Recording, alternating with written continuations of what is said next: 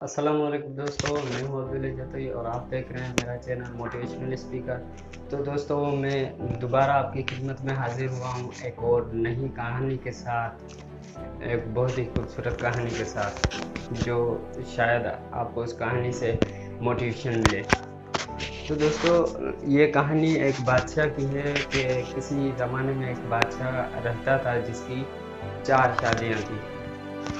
तो उस बादशाह जो है वो बादशाह बहुत बीमार हो गया।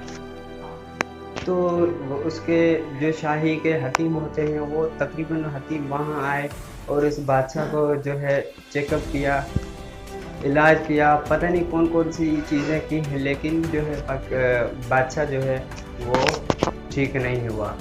आखिरकार हकीमों ने हार मान ली और बादशाह को जवाब दे दिया, कहा कि आपका जो इलाज है वो नहीं हो सकता, आप किसी भी वक्त जो मर सकते हैं। तो बादशाह ने सोचा कि अब मैं मरने वाला हूँ। तो बादशाह ने सोचा कि मैं अपनी चौथी बीवी को बुलाता हूँ कि वो भी जो है मेरे साथ मर जाए। तो उसने जब अपनी चौथी बीवी को बुलाया, वो आई और बादशाह ने उसे कहा कि मैं जो है तुमसे बहुत प्यार करता हूँ, इस दुनिया में भी प्यार करता था और आखिरत में भी प्यार करता रहूँगा, इसलिए मैं चाहता हूँ कि तुम भी मेरे साथ चलो। मैं मरने वाला हूँ बहुत ही जल्दी, लेकिन मैं चाहता हूँ कि तुम भी मेरे साथ चलो। तो इस चौथी बीवी ने बादशाह को जवाब देते हुए कहा कि मैंने तुमसे शादी इसलिए की थी कि मुझे जो है मैं अपने आप को बना सकूं, अपने मतलब के अपने कपड़े वगैरह, अपने ज़ेवरात वगैरह इस हवाले से कि मैं अपने आप को जो है मैं खूबसूरत देखने लगूं लोगों को, इसलिए मैंने तुमसे शादी की, ना कि मरने के लिए। इसलिए वो लड़की ऐसा कहकर बादशाह के कमरे से निकल जाती है। तो अब बादशाह परेशान हो जाता है, लेकिन वो उम्मीद नहीं छोड़ता। उसकी तीसरी बीवी को उसने बुलाया और उससे वही सारा मसला शेयर किया। मैं जो है बहुत बीमार हूँ और हकीमों ने कहा है कि तुम जो है बहुत जल्दी मरने वाले हो, तो अब मैं चाहता हूँ कि तुम भी मेरे साथ मर जाओ, क्योंकि मैं तुमसे बहुत प्यार करता हूँ और मैं चाहता हूँ कि तुम मेरे साथ चलो। तो उस तीसरी बीवी ने बादशाह को कहा कि मैंने तुमसे शादी की थी क्योंकि मैं चाहती थी कि मैं तुम्हारी खिदमत कर सकूं, जो चीज़ तुम्हें चाहिए वो मैं तुम्हें फराहम कर सकूं, मैं तुम्हें सहूलत दे सकूं, मैं तुम्हें हर सहूलत से फराहम कर सकूं। लेकिन मैंने तुमसे इसलिए शादी नहीं की थी कि मैं तुम्हारे साथ जो है मरूं। तो वो भी उस कमरे से निकल गई और बादशाह फिर बहुत गमगीन हो गया। लेकिन बादशाह को फिर भी उम्मीद थी, तो उसने क्या किया कि अपनी दूसरी बीवी को बुला लिया। वो दूसरी बीवी जो है बादशाह की बड़ी मुश्किलों में बादशाह का उसने साथ दिया था, और बड़ी मुश्किलों में बादशाह का उसने साथ दिया था।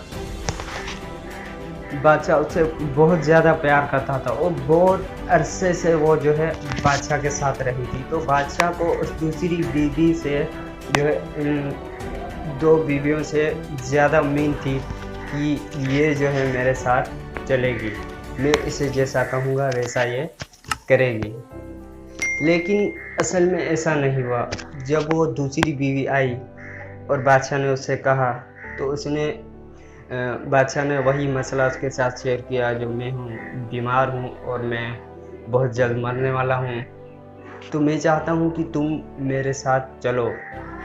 तो उस दूसरी बीवी ने कहा कि बादशाह, मैंने तुम्हारे साथ बड़े मुश्किल वक्तों में मैंने तुम्हारा साथ दिया है, बड़े मुश्किल वक्तों में मैंने तुम्हारा साथ दिया, मैं हर वक्त हर मुश्किल घड़ी में तुम्हारे साथ रही, लेकिन अब मैं तुम्हारे साथ मर नहीं सकती, मैं तुम्हारे साथ मर नहीं सकती। बाकी हर मुश्किल में मैंने तुम्हारा साथ दिया, लेकिन मैं तुम्हारे लिए कफन दफन का इंतज़ाम कर सकती हूँ और तुम्हारे साथ तब तक चल सकती हूँ जब तक तुमको दफनाया न जाए, तब तक मैं तुम्हारे साथ चल सकती हूँ।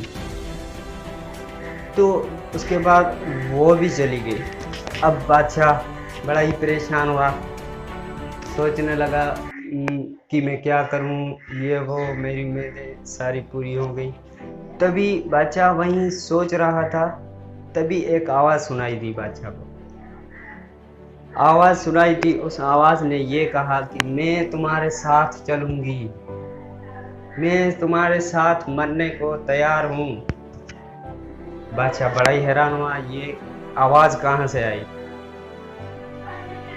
तो बादशाह की जैसे ही उस आवाज़ पर नज़र पड़ी, क्या देखता है कि बादशाह की वो पहली वाली बीवी, जिसको बादशाह न ज़्यादा टाइम देता था, जिसके साथ न ज़्यादा टाइम बिताता था, न उसको जो है ज़्यादा प्यार करता था, दूसरी बीवियों से भी बहुत कम, उसी बीवी ने बादशाह से कहा कि मैं तुम्हारे साथ चलूँगी, मैं तुम्हारे साथ मरने को भी तैयार हूँ।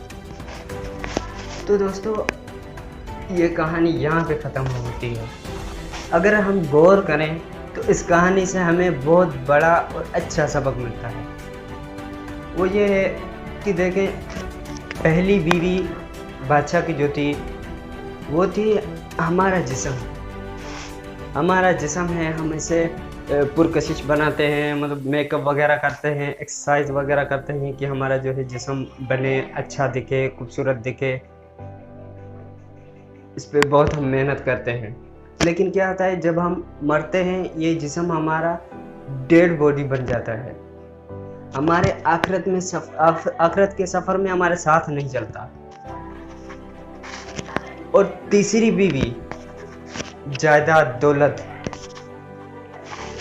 वो क्या होता है, वो जब हम मर जाते हैं तो वो जायदाद दौलत दूसरों को मिल जाती है। जैसे उस दूसरी बीवी ने कहा कि अगर तीसरी बीवी ने कहा कि अगर तुम मर गए तो मैं शायद दूसरी शादी कर लूँगी।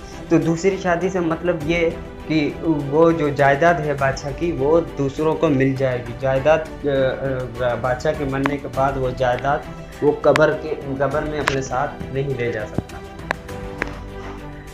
अब दूसरी बीवी, हमारे दोस्त, जो हर मुश्किल में, हमारे दोस्त, हमारे रिश्तेदार, जो हम हर मुश्किल में हमारे साथ होते हैं, हर कठिन घड़ी में हमारे साथ होते हैं। लेकिन होता क्या है, जब हम मर जाते हैं तो वो कब्र तक हमारे साथ चलते हैं और हमें दफनाया जाता है। दफनाने के बाद वो कम से कम इतना कर सकते हैं कि हमारे लिए मग़फ़िरत की दुआ करते हैं और 3 दिनों तक रोते हैं, दुख करते हैं कि भाई ये बड़ा अच्छा आदमी था, ये वो, लेकिन चला गया। और 3 दिनों के बाद रिश्तेदार हों या दोस्त हों, उनको कुछ भी याद नहीं होता। चली गई जो चीज़ जाने वाली थी, वो चली गई। अब आते हैं पहली बीवी पे। पहली बीवी हमारा एमाल, हमारा अखलाक। अगर हमारा एमाल अच्छे होंगे तो वो हमारे साथ आखिरत के सफ़र में हमारे साथ चलेंगे। न दोस्त चले, न जायदाद चली, न कुछ और चला, लेकिन हमारे एमाल जो हैं वो हमारे साथ चलेंगे आखिरत के सफ़र में। तो दोस्तों, मेरा ये कहानी सुनाने का मकसद सिर्फ यही है कि हमें जो है हमारे एमाल सुधारने चाहिए, हमें अच्छे काम करने चाहिए, हमें लोगों की मदद करनी चाहिए। हम ऐसा काम करें जिससे लोगों को फ़ायदा हो, जिससे लोग समझें। तो हम ऐसा काम करें, हमारे एमाल को अच्छे बनाएं, क्योंकि एमाल इंसान के जिस्म का एक ऑर्गन होता है, एक उज़वा होता है। अब ऑर्गन और उज़वा अगर जिस्म में जुड़ जाए तो मतलब कि जिस्म का हिस्सा बन जाता है। तो अब जिस्म का हिस्सा तो हम जिस्म से दूर नहीं कर देते, तो वो क्या होती है, बंदे की एक आदत सी बन जाती है, और आदत जिस्म का हिस्सा है। और वो बंदा पूरी ज़िंदगी करता ही रहता है। तो अच्छे अमालों को अपनी आदत बनाएं, लोगों की मदद करें, छोटों से प्यार करें, बड़ों की इज़्ज़त करें। तो आज का मेरा वीडियो बस इतना ही था। वमा अलैना इल्लल बलागुल मुबीन। अस्सलामु अलैकुम।